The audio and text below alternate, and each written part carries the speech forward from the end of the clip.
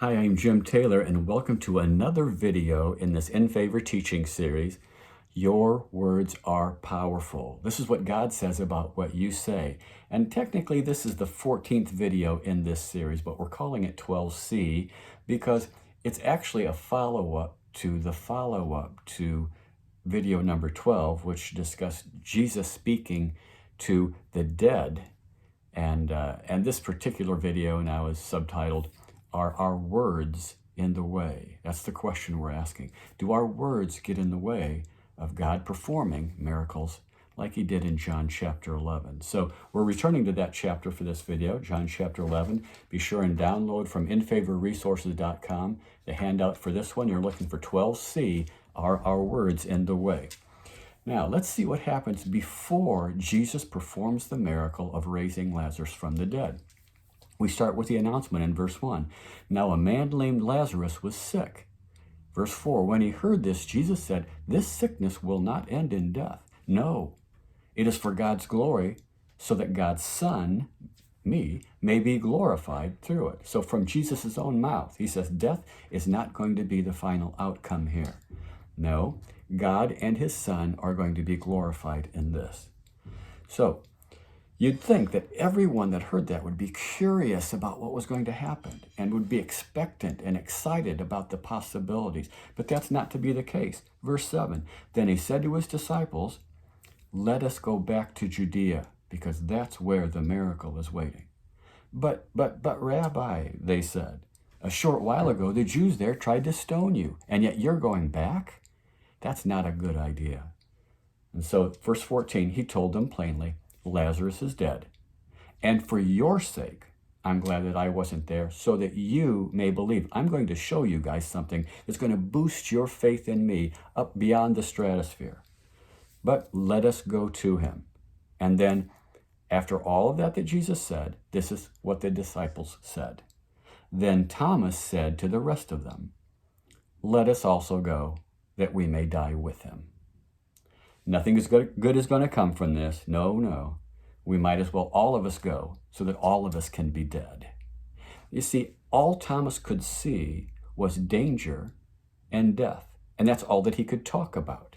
He ignored the words of Jesus, the very positive, faith-filled words of Jesus, and he substituted his own words of hopelessness and despair.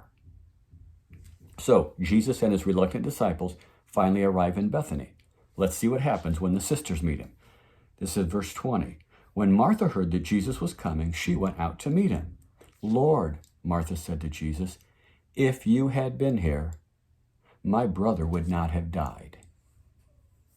The first thing on her mind was blaming Jesus for something that had gone wrong in her life. And that's a very common scene today, by the way. Her next statement sounds a little more hopeful.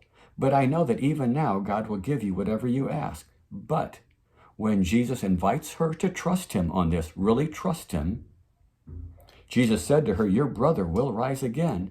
And Martha answered, I am resigned to my circumstances.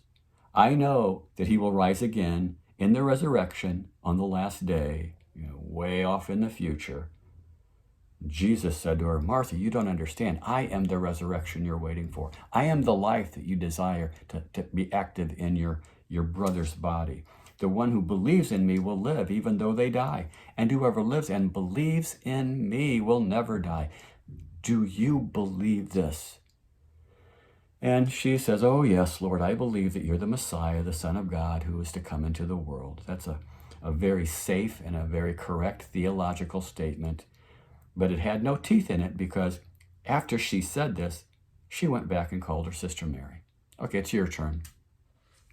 When Mary reached the place where Jesus was and saw him, she fell at his feet and said, Lord, if you would have been here, my brother would not have died. The exact same words that her sister had spoken. Exactly the same. You see, that tells us that they had talked about this or the last couple days waiting on Jesus, and they said, okay, we agree. This is our position. We told him he didn't come. It's Jesus' fault. At this point, neither one of these sisters are demonstrating anything like miraculous faith in Jesus, although they acknowledged his messiahship. Now that sounds a lot like a lot of us today. Not really believing in miracles, not having the faith for that, but saying, yes, Jesus is the Messiah. Jesus could do that. Jesus used to do that. We say, sure, everything's going to be great in heaven in the future, but now bad things happen and there's not really anything we can do about it. It must be God's will. We have these comfortable explanations. I mean, we not only think this, but we say it out loud. Our words get in the way. We have these comfortable explanations for why God doesn't do the miraculous in our day and our time, in our home and in our family, in our schools and in our churches, in our towns and in our cities. If God wanted to, he could, but he doesn't. So take a moment now to think about this. It's a miracle that Jesus performed a miracle in Bethany when he's in the face of, in the teeth of, opposed by all of this unbelief among his followers and his friends. What might happen? What might change if we declared God's will to be done on earth as it is in heaven? If we spoke to this sickness, if we commanded the demons to leave, if we believed that God could even raise the dead and we talked like it, if we used our words for it.